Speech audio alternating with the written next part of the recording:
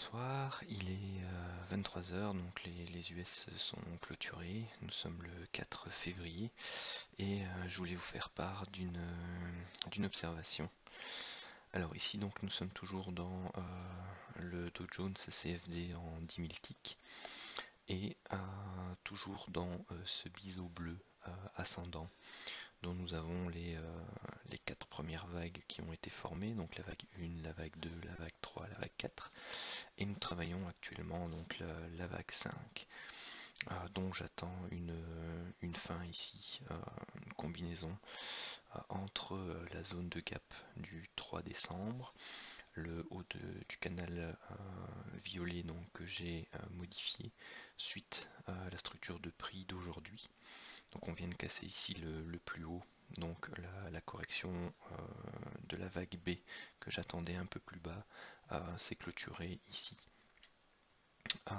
sans même avoir fait un plus bas par rapport à ce niveau-là. Donc c'est une correction ascendante, un peu comme on a pu l'avoir ici. Vous voyez que le point B ici n'a pas fait un nouveau plus bas ou n'est pas venu rechercher le plus bas par rapport à la vague correctrice initiale après la fin de la vague A. Donc ça c'est une chose, on observe la même similitude ici on va dire de construction, d'avancée en correction ascendante entre la vague A et la vague B de la vague 3 et la vague A et la vague B de la vague 5. Ce dont je voulais vous parler, c'est que à chaque fois, ici donc, vous allez voir pour trouver le point de terminaison de la vague C, eh bien, quand vous prenez l'extension Fibonacci depuis l'origine de la structure jusqu'au sommet de la vague A et que vous le projetez à partir de la vague B, eh bien, vous voyez qu'ici on a pris, donc là ici je l'ai modifié, hein, normalement c'est 78,6 l'extension standard Fibonacci, je l'ai calé ici pile poil sur le sommet de la vague 1, donc on est à une extension de 75% de la vague A projetée à partir de la vague B. Alors regardez bien, on va faire la même chose pour trouver la fin de la vague C, de la vague 3. On prend le départ de la structure, le sommet de la vague A projeté au niveau de la vague B, et regardez où est-ce qu'on arrive, 75% ici au niveau de projection pour trouver la vague C.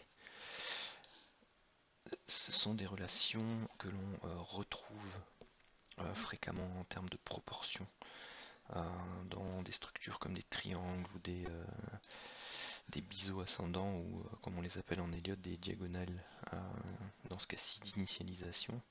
Donc on retrouve soit en vague 1 ou en vague A. Et bien tout simplement, moi ce que j'ai envie de faire, c'est de prendre maintenant la base de la structure, donc le point bas de la vague 4, le sommet de la vague A, et le projeter au niveau du point bas de la vague B. Et on a un élément supplémentaire qui vient ici en termes de résistance. Et vous voyez que on tourne toujours entre les 25 500 et les 26 000, principalement ce point-ci.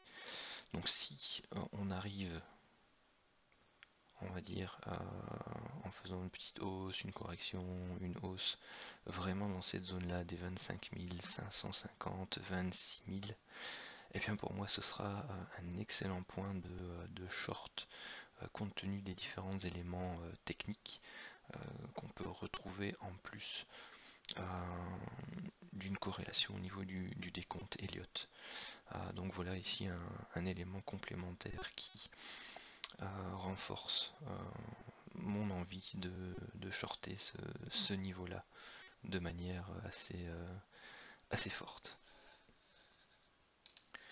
Alors ici je vous ai tracé en gris donc les retracements Fibonacci depuis le point bas jusqu'à cette zone là, et vous voyez la première cible est autour des 24 600, donc c'est quasi déjà 1000 points. 1000 points de baisse pour le premier retracement de cette hausse qui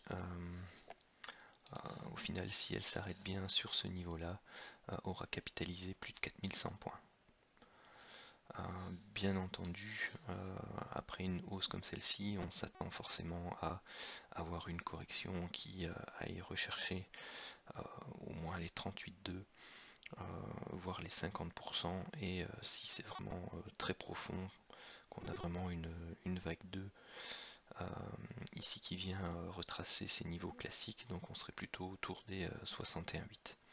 Donc vous voyez que le potentiel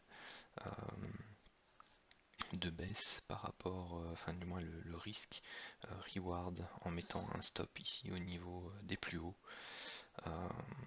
parce que bon, on peut toujours monter, venir faire une extraction de ce biseau et une réintégration par la suite. Eh bien on est autour des 26 100, donc c'est un stop de 500 points. Premier objectif est déjà 1000 points, donc vous avez un risk reward de 2 pour 1. Si on descend autour des 24 000, vous passez à 4 pour 1. Non, à 3 pour 1, pardon. Et ici à 4 pour 1. Donc vous voyez que il y a du potentiel à la baisse avec un risk reward intéressant, tout simplement.